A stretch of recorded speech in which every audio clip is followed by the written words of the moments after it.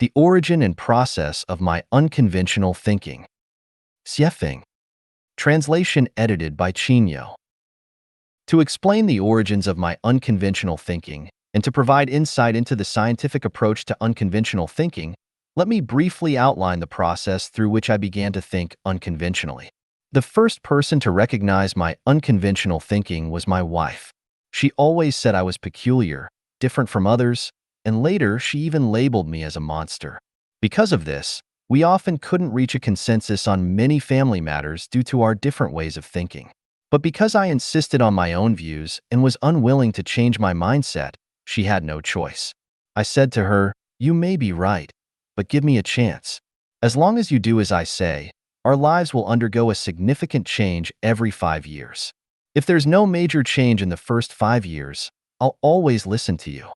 Of course, practice proved that my thinking conforms to objective laws. In fact, in my opinion, normality is abnormal, and abnormality is normal. The thinking of ordinary people is confused by dazzling surface phenomena, focusing only on immediate interests and the present time and space, without understanding what emptiness is, what reality is, what existence is, and what non-existence is, so they cannot understand unconventional thinking. Some people are purely blinded by their own arrogance, selfishness, and jealousy. Their conventional thinking confines their minds. Some people are blocked from wisdom by inferiority, poverty, stubbornness, illness, and prejudice. In my view, the vast majority of people are covered by layers of nets and can never break free without external force. Some may ask, "Am I not doing fine? Where should I break free from? Aren't you just like me, living on the earth?" Indeed, I am just like you, living on this earth. The difference is that I know why I'm alive, while you are living in confusion. When I die, I know where I'm going, while you may end up in hell. Now, let's get back to the point. In the first issue of the Reader's Digest in Gansu, China, in 1987, there was a question in a reader survey: "What are your hobbies?" My answer was, self-anesthesia. This statement appeared in another issue under the Report on the Reader's Survey Form section, with a comment. A reader pessimistically wrote, "Self-anesthesia?" He made very pertinent comments on our publication while sharply criticizing certain social phenomena. He did not sign his name.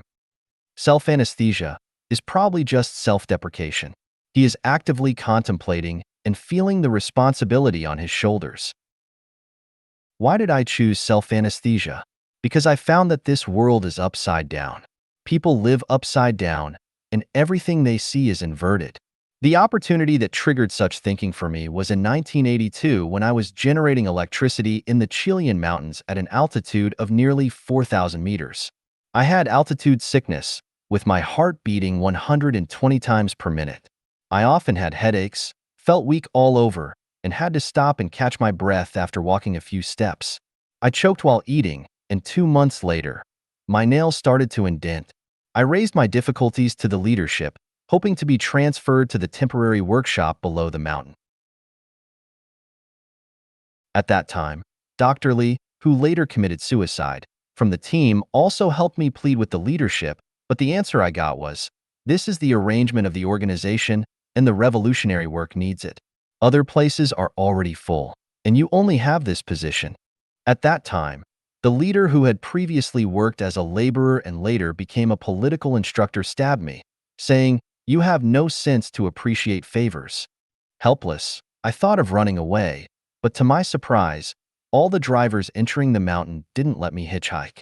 It turned out that there was a rule that drivers were not allowed to take people out of the mountain without the permission of the leadership. I thought about walking out, but it was not easy. Trucks from Human City, where Iron Man, Wang Jinsi had worked, would take nearly 7 hours of bumpy driving to reach our work site. Along the way, except for occasional tents of Tibetan herdsmen, there were almost no signs of human habitation. Could I walk out? I realized that I must have incurred this ordeal because I had offended the brigade leader. Understanding this, I felt relieved. My first thought at the time was, to save myself? I thought, if grass can grow on the mountain, it must have the ability to withstand the cold. So, I began to look for edible grass. Fortunately, there was a wild onion on the mountain that looked like garlic and tasted like onions. I started to eat it in large quantities, firmly believing that eating this onion would relieve my altitude sickness. Whether it was a psychological effect or the effect of wild onions, I gradually adapted physiologically. Once I found that my life was no longer in danger, I felt that the world was vast. Apart from the time for sleep each day, I remained silent and reserved, no longer seeking approval from others. I concentrated all my time on sitting on the top of the mountain, starting a few months of intense contemplation of life from the simple and practical slogan, organization arrangement, revolutionary work needs, commonly used by leaders. Although I didn't realize the true meaning of life at that time, I already knew many mysteries of life. The mystery is to look at the world and life in reverse, using reverse thinking to understand the connotations and extensions of things and phenomena. For example, organization arrangement, revolutionary work needs can be understood as personal arrangement, leadership needs. Labor is most glorious is interpreted as being an official is most glorious. Model worker is seen as ignorant model. Three goods becomes three bads. Advanced individual transforms into brainless individual. Moving closer to the organization signifies moving closer to the leadership. Revolution equates to deprivation. Obeying the organization's arrangement implies suppressing one's own personality. Reactionary individual may represent thoughtful individual. Good comrade might signify someone who doesn't adhere to principles.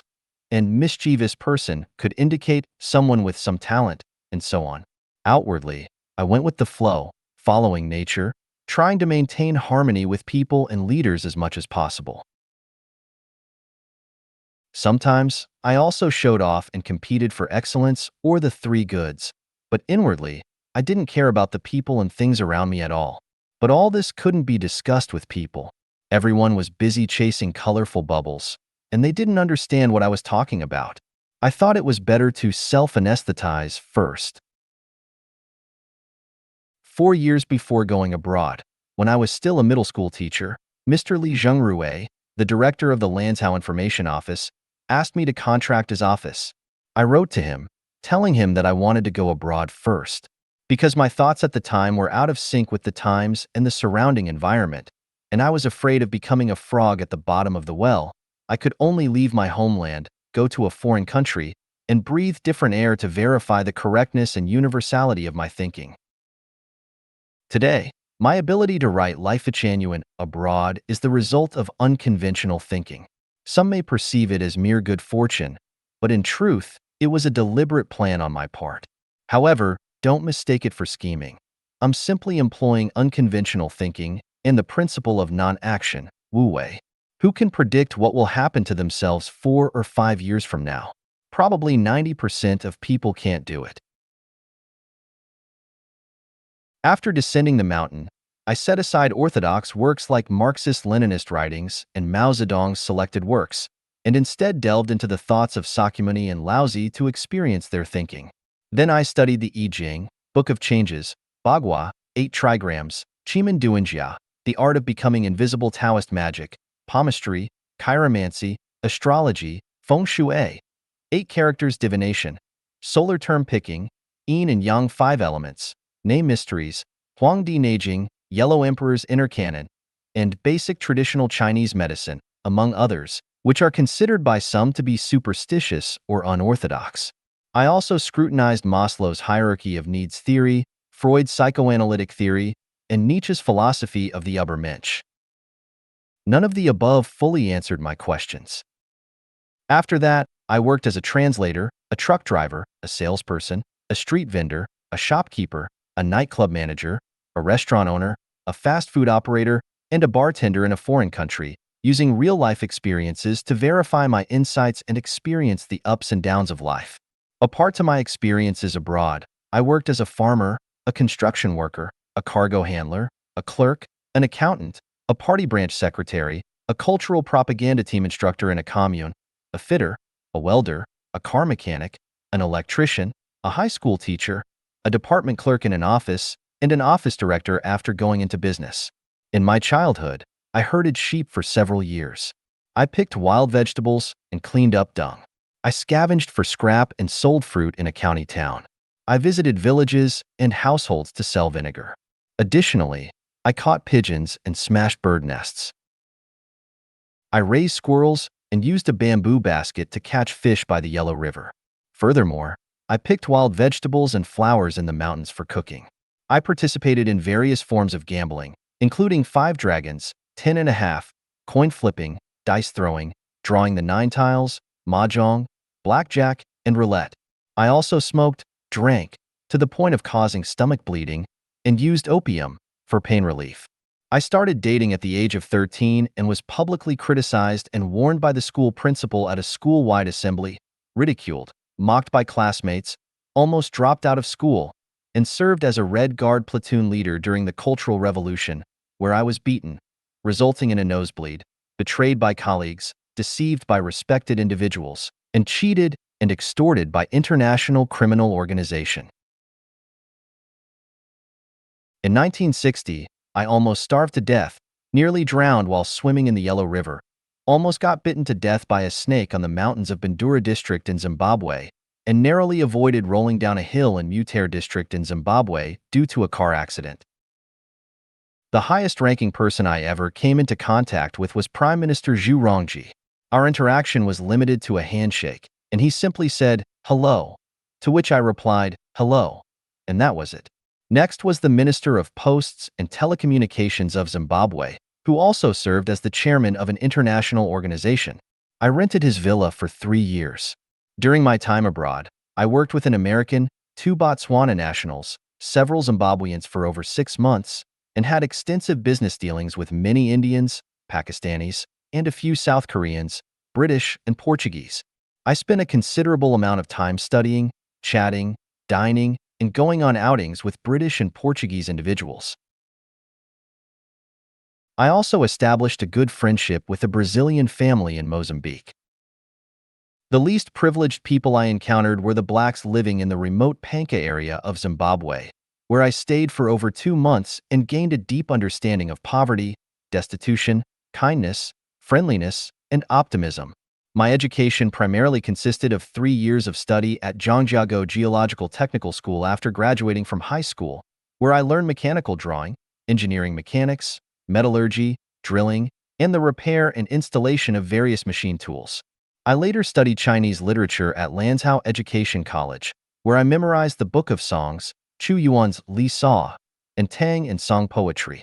I also studied English at Zhochuan Education College and International Trade at Beijing University of International Business and Economics, focusing on import and export business, foreign trade telegrams, trade negotiations, marketing, and business management.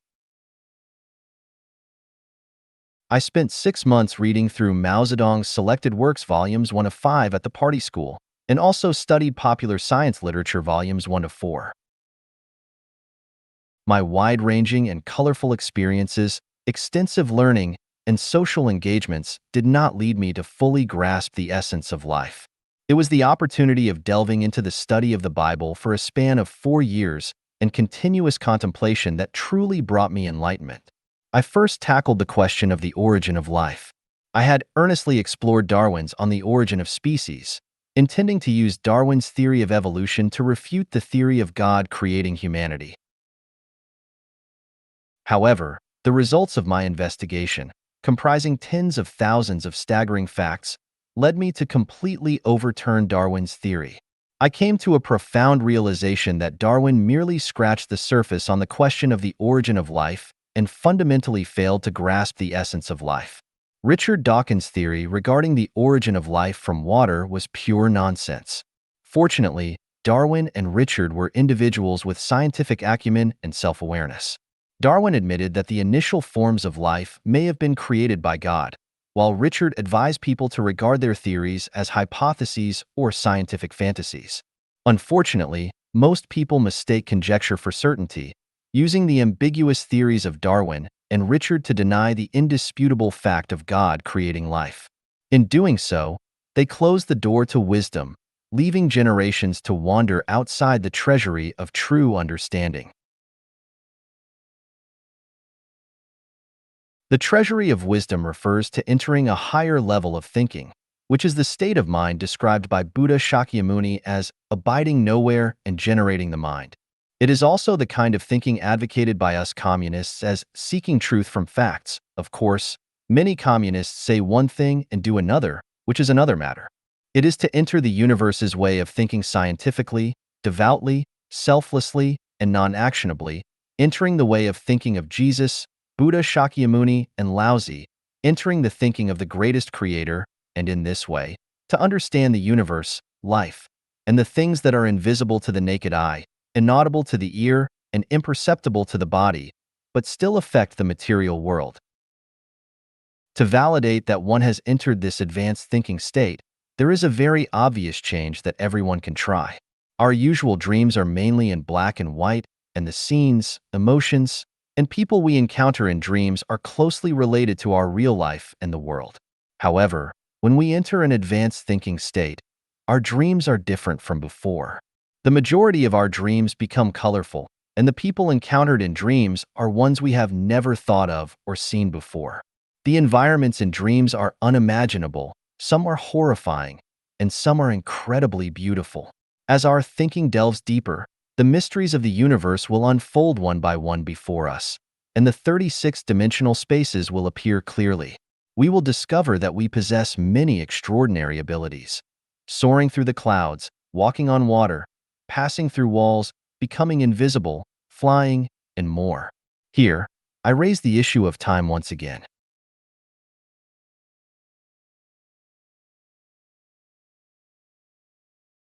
We typically think that a matter of seconds is just a snap of the fingers, but within this mere instant, we can experience intricate events in our dreams and even enjoy a long passage of time. We transcend time that cannot be measured in space that is infinite. The original title of my book is Trip of Transcending Time and Space, and I hope everyone can grasp the mysteries within it. Well, that's the journey of my unconventional thinking. Whether you believe it or not, it's up to you to ponder. Unconventional thinking is the best way to explore the mysteries of the universe and find the true meaning of life. As long as we proceed step by step, we will eventually enter a vast world. At that time, we will be amazed to discover the essence of the universe and the mysteries of life. We will be excited about the beautiful celestial realm of the afterlife and will love life and humanity even more, cherishing the present life more than ever. The purpose of unconventional thinking is to explore the mysteries of the universe, the role and value of time and space. Let's now move on to the second chapter of Life Chanyuan, the Universe, Time and Space chapter, to explore its mysteries.